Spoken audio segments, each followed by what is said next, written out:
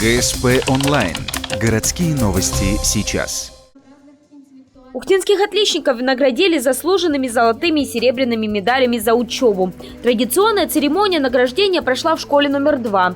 Перед тем, как пригласить самых лучших и их родителей, на сцену собравшихся поприветствовала начальник управления образования Наталья Безносикова. Главный педагог города напомнила сегодняшним выпускникам, что медаль – знак качества. А значит, после вузов этих ребят, уже качественных профи, ждут в родной Ухте.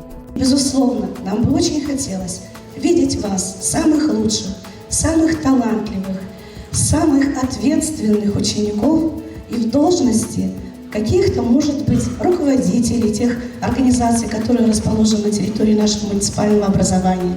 Очень надеемся, что в город нам вернутся медицинские работники, профессионалы своего дела и, безусловно же, пополнят нашу замечательную гвардию прекрасных педагогов.